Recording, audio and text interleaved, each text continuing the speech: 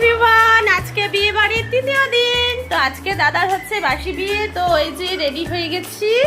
তো এখন যাব, আমাদের অনেকটাই লেট হয়ে গেছে, ওরা ফোন করে যাচ্ছে যে তাড়াতাড়ি যাওয়ার জন্য। তো চলো, আজকে আমাদের ড্রেস পোশাকগুলো সবারই মোটামুটি একই একই কালার হয়ে গেছে, দেখতেই পাচ্ছ সবার কাছে। খালি বাবির একটু চেঞ্জ হয়ে গেছে, মেরুন কালার, আর বাকি সবাই পার্পল পরেছে।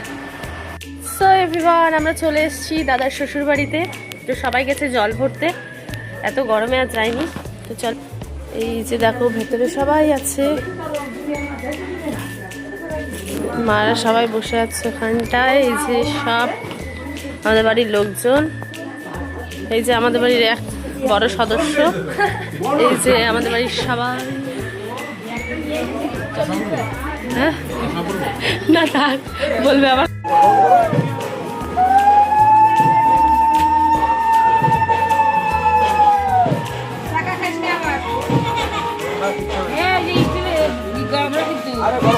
গরম হয়ে যাবে কিন্তু। দাদার বাসি বিয়েতে বসতে বসতে অনেকটাই লেট হয়ে গেছিল, যেহেতু আমরাও লেট করে গেছিলাম। তারপরে অনেক নিয়ম ছিল, বৌদিরও সাজতে লেট হয়ে গেছিলো। প্রায় 7টার মতো বেজে গেছিলো, বিয়ে তখনও শেষ হয়নি। আর এখানে এত গরম দেখতেই পাচ্ছ, মা হাতে একটা পাখা নিয়ে নিয়েছে, তো দাদার বৌদিকে হাওয়া করে যাচ্ছিল।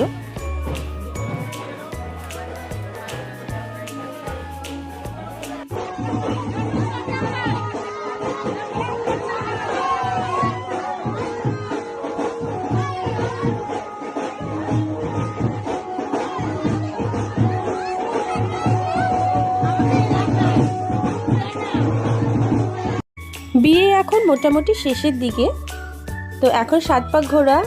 তো এখন আমরাও ঘুরছি দাদাদের সাথে, আমরা তো নেচে নেচে যাচ্ছি, ভীষণ মজা করছি। আর আজকে এত গরম ছিল, তাও কিন্তু ভীষণ মজা করেছি। আরও অনেক কিছু দেখাতে পারিনি, সেই ভিডিওগুলো আমার কাছে নেই। সবাই সবার মতো ভিডিও করেছে, সবার মোবাইল থেকে আর নেওয়া হয়নি।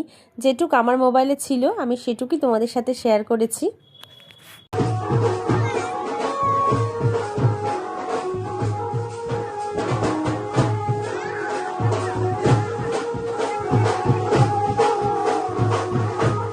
বিয়ের শেষে তারপরে আমরা আগেই বাড়িতে চলে এসেছিলাম।